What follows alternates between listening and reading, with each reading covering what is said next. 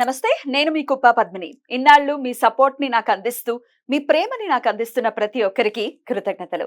ఇప్పుడు చూడబోతున్న ఈ వీడియో కూడా ఖచ్చితంగా మీకు ఉపయోగపడుతుంది. లైక్, షేర్ అండ్ సబ్స్క్రైబ్ చేసి మీ ఇష్టాన్ని అలాగే మీ సపోర్ట్‌ని నాకందించండి. అలాగే ఈ వీడియో పట్ల మీ అభిప్రాయాన్ని కామెంట్ సెక్షన్‌లో కామెంట్ చేసి నాకు తెలియజేయండి. నమస్తే. నమస్తే, వెల్కమ్ టు అవర్ ఛానల్. నేను పద్మిని. ప్రస్తుతం మనతో పాటు ప్రముఖ ఆధ్యాత్మికవేత్త, ప్రముఖ జ్యోతిష పండితులు కేఎస్ఆర్ గారు మనతో పాటు ఉన్నారు. మాట్లాడదాం. సార్ నమస్తే సార్. ఎలా ఉన్నారు సార్? బాగున్నాను. బాగా ఉంటాను. మీరు మన బాగుంటారు. వాళ్ళందరూ కూడా బాగుండాలి. అవును. One of the coolest persons మీరు. నేను చూస్తూ ఉంటాను కదా ఇంత మందిలో, you one of the coolest persons. చాలా చాలా నచ్చేటటువంటి క్వాలిటీ మీలో.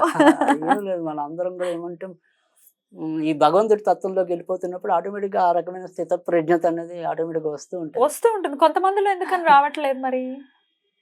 ఇక్కడ డిఫరెన్స్ ఒకటి ఏంటంటే, పెద్దానికి మనం ఏంటంటే ఆవు వ్యాసం కథలాగా కొంతమంది ఒకే రకమైన సేవలోకి అంటే వాళ్ళకి అదొకటే తెలుసు, భగవద్గీత ఒకటే తెలుసు అనుకోండి. మనం ఎన్నిసార్లు వచ్చినా ఆ భగవద్గీతలోనే ఉంటుంది. అలాగే నేను నాలాంటి వాళ్ళని అడిగారు అనుకోండి, ఎన్నిసార్లు అడిగినా జ్యోతిష్యపరంగా ఎక్కడో కనెక్షన్ అనేది ఉంటుంది. ఈయనకి ఈ కనెక్షన్ లేదు కాబట్టి డిస్టర్బ్ అవుతున్నారు. సో అలా ప్రతిదానికి కారణ కార్య హేతు అని చెప్పి ఉంటాయి. సార్, వరాహి నవరాత్రుల్లోనే ఉన్నాం మనము. వరాహి నవరాత్రుల్లో చివరి రోజు 15వ తారీఖు సోమవారం.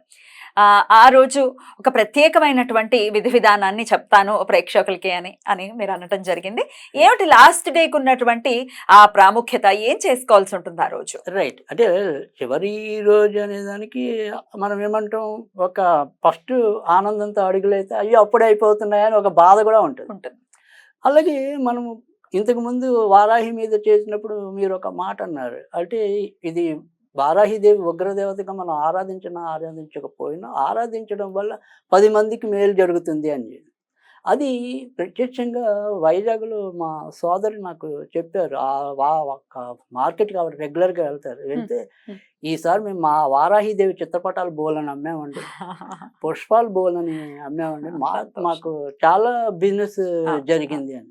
సో అలా మనకి ఏంటంటే కంటికి కనిపించే ప్రయోజనాలే కాకుండా తెలగనుకుండే ప్రయోజనాలు కూడా మనకి పండగల పరమార్థం అనేది హిందువుల పండగల్లో ఉంటుంది. సో ఆక్షేపించే వాళ్ళు ఆక్షేపించేస్తారు, ఉపేక్షించే వాళ్ళు ఉపేక్షిస్తారు, అపేక్షగా చేరువయ్యే వాళ్ళు చేరుతారు. అపేక్షగా బాగుంది, చాలా బాగా చెప్పారు. అయితే దీని వాళ్ళ దగ్గర ఆన్సర్ కూడా లేదు. ఏమంటే 10 మంది బ్రతుకుతారు కదండి అంటే దానికి ఆన్సర్ లేదు. అంటే ఇలాగే బ్రతకాలా అని అంటారు. మరి ఎలా బ్రతకాలో ధర్మబద్ధమే కదా. అధర్మబద్ధంగా పూలమ్ముకుని బ్రతకడం ధర్మబద్ధం. ఇప్పుడు వారాయి జయంతి కాకుండా మనం కృత్రిమంగా వారాహి జయంతిని సృష్టించామనుకోండి, అప్పుడు అది మోసం. అవును, అలా కాదు కదా. నిజంగానే ఆవిడ ఏదైతే ఉందో ఆ శాస్త్ర సమ్మతమైన విధానంలోనే చేస్తుంది. అయితే ఇక్కడ మనకు వచ్చేప్పటికి ఈ ముగింపు రోజుకి వచ్చే విశిష్టత ఏంటంటే, మీకు లోగడ చెప్పాను, ఈ వారాహిని సంపుటీకరణలో అనేక రకాలైన మంత్రాలు ఉన్నాయి అని చెప్పి. ఈసారి ఏమైంది, ఇది మనకి సోమవారం వచ్చింది. తర్వాత నవమి నాడు ఎలాగ ఎండ్ అవుతుంది కాబట్టి నవమి అనుకోండి. తర్వాత ఇదే రోజు వచ్చిన నక్షత్రం ఏంటంటే కనుక అది రాహుకి సంబంధించిన నక్షత్రం ఉంది, స్వాతి. ఈ స్వాతి నక్షత్రం అనేది రాహుకి. ముఖ్యంగా మనం ఏంటంటే ఏదైనా సరే ఇవాళ రోజుల్లో మనము అనేక వేలాది జాతకాలు పరిశీలించిన నేపథ్యంలో ఎక్కువ శాతం ఇబ్బంది ఎవరితో ఉంటుంది, రాహుకేతుతోనే ఉంటుంది. సో ఇది కూడా మనకి ముఖ్యంగా అంటే మొత్తం అన్ని రకాల కాలసర్పదోషాలు ఉంటాయి, కొన్ని పరోక్ష కాలసర్పదోషాలు అనేవి ఉంటాయి అనుకోండి. అయితే ముఖ్యంగా మనకి ఎక్కువ శాతం ఇబ్బంది పడేది ఏమవుతుందంటే, 3వ ఇంట్లో రాహు ఉంటే మనకు ఆటోమేటిక్గా 9వ ఇంట్లో కేతు ఉంటాడు. అలాగే లగ్నంలో రాహు ఉంటే సప్తమంలో కేతు ఉంటాడు. అంటే వాళ్ళు ఉల్టా పల్టా, వాళ్ళిద్దరు ఎప్పుడు ఎదురుబెదురుగా ఉంటారు కదా. తర్వాత వచ్చేప్పటికి 5వ ఇంట్లో ఉంటే 11వ స్థానంలో ఉంటారు. ఈ 3 వాళ్ళు ఎక్కువ ఇబ్బందులు పడతారు. ఏ రకంగా ఇక్కడ 3 తర్వాత వచ్చేప్పటికి 9 అని చెప్పాం అనుకోండి. 3, 9 అనేది ఏదైతే ఉంటుందో తప్పకుండా అది ఇతరులతో 3వ ఇంటి పరంగా ఈ కమ్యూనికేషన్ ప్రాబ్లమ్స్ చాలా ఎక్కువ ఉంటాయి. అంటే బంధువుల మధ్య ఒకరికొకరికి సమన్వయం లోపించడం, ఇంట్లో తోడబుట్టిన వాళ్ళే ఒకళ్ళొకరికి ఎదురు తిరగటం, అలాగే బయట మనం ఎంత మంచిగా మాట్లాడినా మనకి శత్రువులు తయారవటం, అది 3వ ఇంటి మీద ఉంటుంది. ఇక 9వ అనేది అదృష్టం ఎప్పుడు కూడా. అంటే అదృష్టం నోటి దాకా వస్తూ ఉంటుంది, అందరి పరిస్థితులు ఎక్కువ ఉంటాయి. కేతు ఉన్నప్పటికీ అది కేతువైనా రాహువైనా ఎవరున్నా పైగా అదే అనుకోకుండా కేతు దశ నడుస్తున్నట్టయితే కనుక భక్తి అయితే పెరిగి ఆ రకంగా మేలు జరుగుతుందేమో తప్ప ఒక్కోసారి నాన్నగారి ఆరోగ్యానికి ఇబ్బంది ఉంటుంది. ఎందుకంటే అది 9వ ఇల్లు అనేది మళ్ళీ నాన్నగారి ప్లేస్. అంటే ఒక రకంగా చెప్పాలంటే అప్పుడు నాన్నగారి వైపు నుంచి కూడా ఈ సర్పదోషం వస్తోంది అని అదొక తార్కాణం. సో అది 3, 9. తర్వాత వచ్చేప్పటికి ఈ ఎప్పుడు ఇవి కూడా ఎక్కువ ఉంటాయి. ఈ లగ్నంలో రాహు కానీ కేతువు కానీ ఉన్నప్పుడు ఇది ఖచ్చితంగా ఏవైతే సంబంధాలు దగ్గరదాకా వచ్చి కుదరకపోయేదానికి ఇదే కారణం ఉంటుంది లగ్నంలో, అలాగే సప్తమంలో. ఎందుకంటే ఈ లగ్నంలో ఎప్పుడైతే ఉంటామో నిర్ణయాత్మక శక్తి తగ్గటం, తర్వాత వివాహం మీద కావాల్సిన టైంలో మోజు లేకపోవటం. అంటే ఏదో టైంలో దాన్ని వాయిదా వేసి తర్వాత కావాలని ఉరకలెత్తే ఆ పీరియడ్ దాటిపోతుంది. కరెక్ట్. సో అప్పుడు ఇబ్బంది ఉంటుంది. తర్వాత వచ్చేప్పటికి ఏంటంటే ఇప్పటికీ అంటే పెళ్ళైన వాళ్ళు ఉంటే అక్కడ ఇబ్బంది ఉంటుంది. వాళ్ళిద్దరి మధ్య సఖ్యతపోవటం, ఒకసారి ఇల్లీగల్ కాంటాక్ట్స్. అది సప్తమంలో రాహు ఉంటే ఉంటుంది, కేతు ఉంటే తక్కువ. జనరల్గా సప్తమంలో రాహు ఉంటే ఆ రకమైన ప్రాబ్లం ఉంటుంది, అఫైర్స్ పెట్టుకునే పరిస్థితి ఉంటుంది. తర్వాత రెండోది ఏంటంటే అది దేనికి కొంతవరకు మంచి అంటే విదేశాల్లో సుఖపడడానికి కొంతవరకు పనిచేస్తుంది. ఓకే. సో అందుకని అది ప్రాబ్లం. తర్వాత ఇది చాలా మందికి ఉండే ప్రాబ్లం ఏంటంటే ఎక్కువగా 5, 11.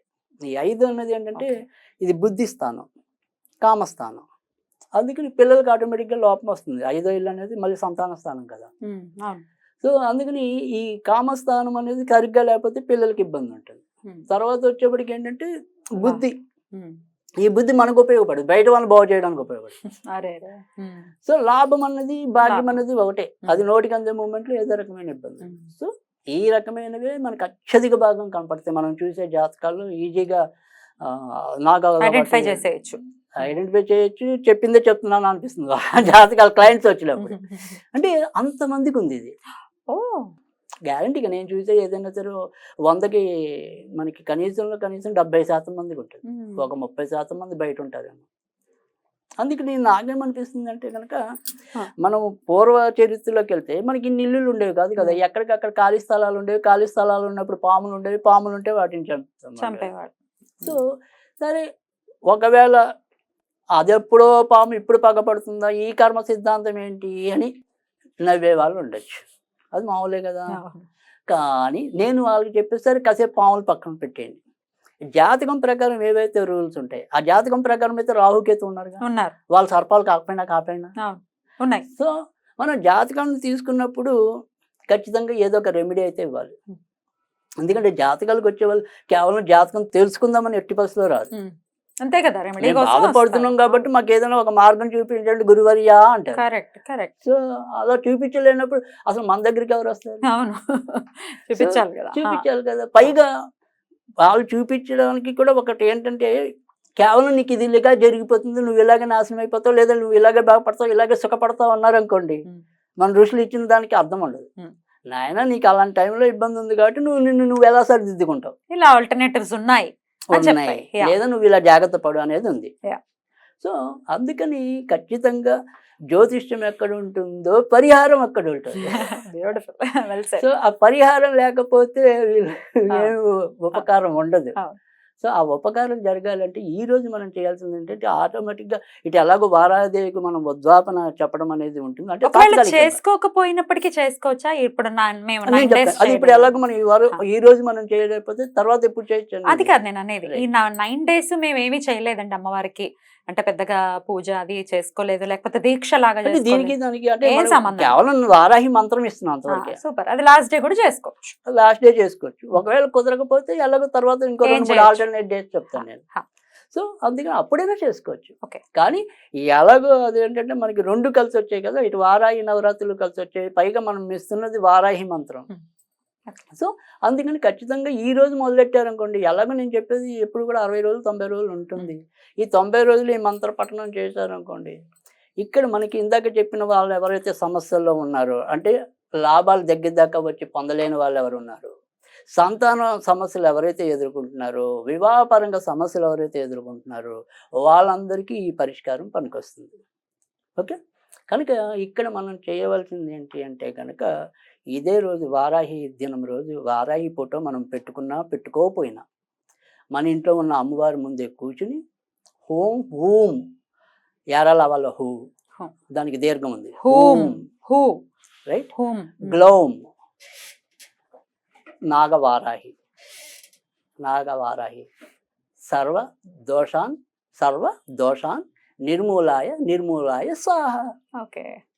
ఓం హూం గ్లౌం నాగవారాహి సర్వదోషాన్ నిర్మూలాయ స్వాహ. అద్భుతం. సింపుల్ గానే ఉంది చక్కగా.